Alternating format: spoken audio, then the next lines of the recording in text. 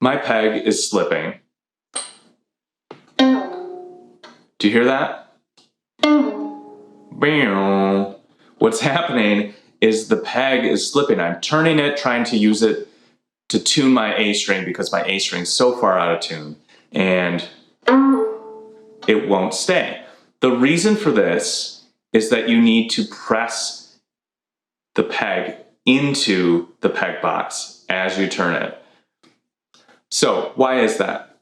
The pegs are held into place by friction, and the outside of this peg is wider than the inside of the peg.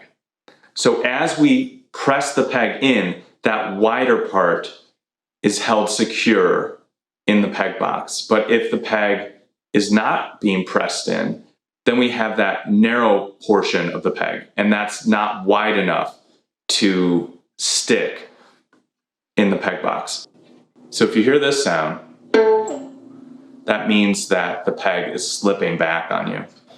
So I've got my A string peg, and I'm plucking the string. As I'm turning away from me, I'm pressing in.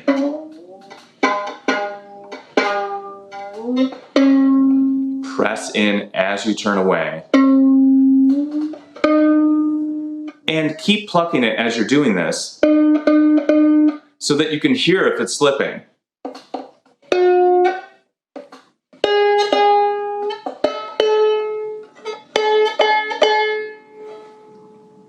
So the peg is staying, and that's the recipe for success. Press in on the peg as you turn it. Very important. I need to tune my D string, but my fine tuner is all the way down. I can't turn it anymore to tighten it, and my D string is flat. So what can you do?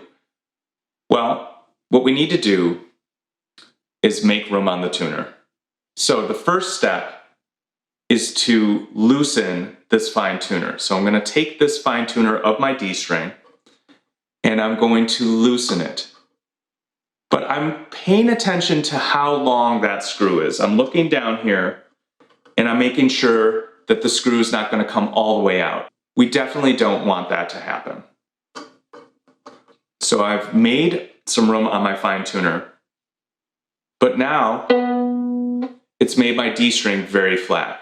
So I've got my tuner and I have it over here on the D string.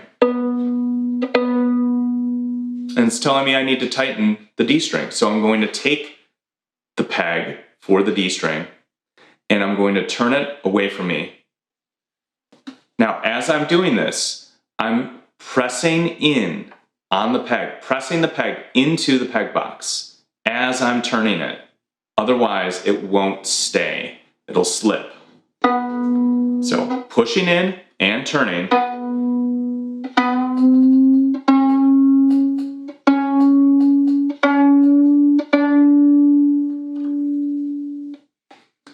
And now my D string's in tune and I can use my fine tuner again.